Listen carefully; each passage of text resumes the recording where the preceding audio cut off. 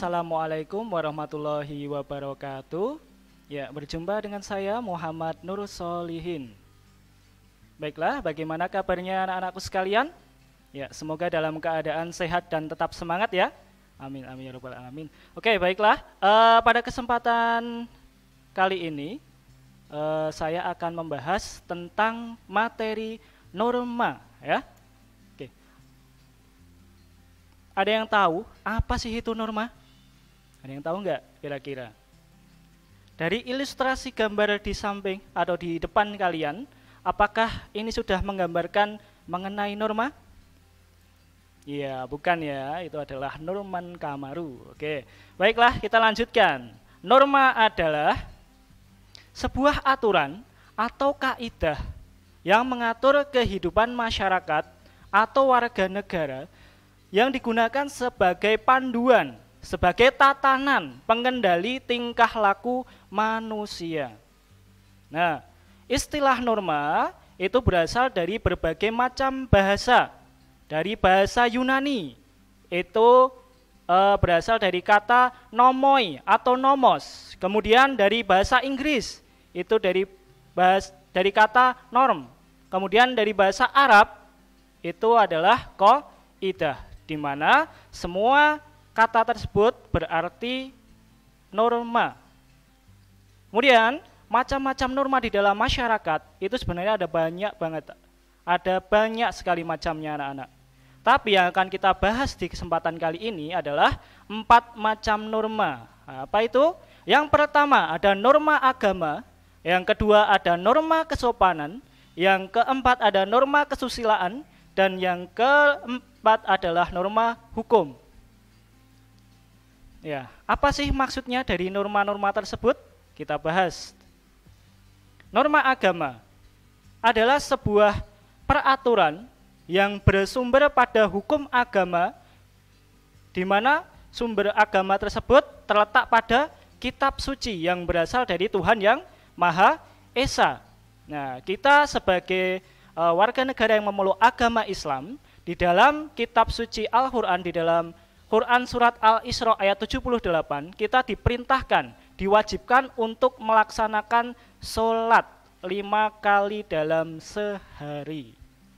Nah, sanksi apabila kita tidak melaksanakan yang diperintahkan oleh Allah Subhanahu wa taala adalah mendapatkan dosa. Nah, kemudian akan dibalas di akhirat kelak, yaitu siksa di neraka kalau tidak menjalankannya. Kemudian norma yang kedua yaitu norma kesusilaan. Adalah sebuah norma atau aturan yang hidup berkaitan dengan hati nurani kita, bisikan kalbu kita. Nah, biasanya norma ini masih bersinggungan erat dengan norma agama, di mana bisik-bisikan kalbu itu menunjukkan pada manusia sebuah kebenaran atau sebuah fakta, ya, sesuatu yang baik yang harus dilakukan. Contohnya, berkata jujur, kemudian tidak melakukan pencurian. Nah, apabila kita melanggar norma kesusilaan, sanksi yang kita dapatkan adalah rasa penyesalan, sebuah penyesalan. Ya. Kemudian norma kesopanan. Nah, norma kesopanan itu adalah sebuah aturan atau kaidah yang mengatur tingkah laku manusia. Nah, sumbernya itu berasal dari tata kelakuan atau tata krama kebiasaan dalam masyarakat. Nah, atau dapat kita singkat adalah sebuah kebiasaan yang telah berlangsung lama kemudian menjadi sebuah aturan. Itu adalah norma kesopanan. Contohnya adalah kalau kita bepergian di rumah, dari rumah mau pergi kemana, kita selalu berpamitan dengan cara mencium tangan kedua orang tua kita, gitu ya. Kemudian bisa juga saat kita lewat di jalan, kemudian ada kerumunan, ada orang banyak di situ. Kemudian kalau kita sebagai orang Solo itu biasanya dengan membungkukkan badan, dengan mengucapkan salam, assalamualaikum, atau bisa juga nyuwun sewu. Nah, kalau dalam bahasa Indonesia bisa kita sebutkan kata permisi, ya, gitu ya. Nah, sanksi apabila kita melanggar dari norma kesopanan ini adalah kita akan mendapatkan pengucilan dari masyarakat. Nah, tidak disenangi teman-temanmu dan juga dirasani atau dicemooh oleh masyarakat. Oke, lanjut.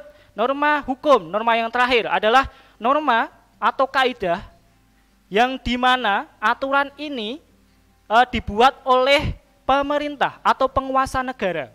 Jadi kalau ada pertanyaan, norma hukum yang ada di negara A dengan negara B apakah sama? Ya, jawabannya adalah berbeda. Karena tadi kita ingat kata kuncinya, dibuat oleh pemerintah atau penguasa negara. Jadi setiap negara, setiap penguasa itu berhak menentukan hukumnya masing-masing. Nah, karena kita hidup di Indonesia, jadi kita pakai contohnya yang Indonesia saja ya. Ya, Undang-Undang Nomor 22 Tahun 2009 yang mengatur tentang lalu lintas, di mana setiap pengendara mobil maupun kendaraan bermotor itu wajib memakai kelengkapan atribut. Ya toh, nek sing nganggo apa itu namanya? Sepeda motor berarti harus pakai helm. Nah, yang pakai mobil ya sabuk pengamannya harus tetap dipakai, gitu ya. Kemudian sanksi jika kita melanggar norma hukum itu adalah yang paling ringan kita mendapatkan denda. Nah, kemudian bisa juga kita mendapatkan kurungan atau yang paling berat kita dijatuhi penjara. Itu ya. Nah, kemudian arti penting norma dalam kehidupan. Apa sih itu arti pentingnya norma di dalam kehidupan?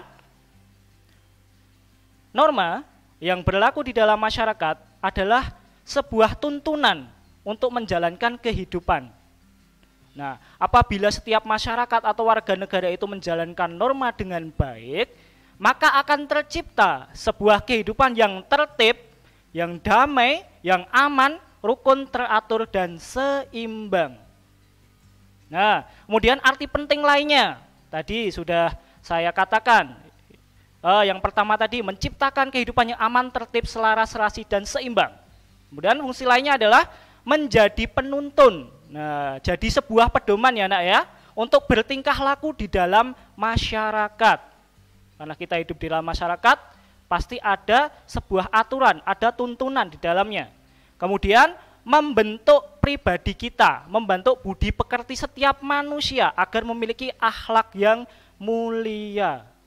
Kemudian berfungsi juga untuk mengatur, membatasi tingkah laku manusia dalam kehidupan bermasyarakat. Yang terakhir dari keempat tadi, kalau sudah tercipta, kemudian yang terakhir adalah untuk mewujudkan sebuah keadilan, gitu ya. Oke, baiklah, itu tadi adalah pembelajaran kita pada pertemuan kesempatan kali ini. Nah, tadi kita sudah membahas mengenai pengertian norma. Ya, norma berasal dari berbagai macam bahasa, bahasa Yunani, bahasa Arab, dan bahasa Inggris. Kemudian macam-macamnya norma, ada 4 tadi, ya toh. Kemudian arti pentingnya sebuah norma di dalam kehidupan masyarakat.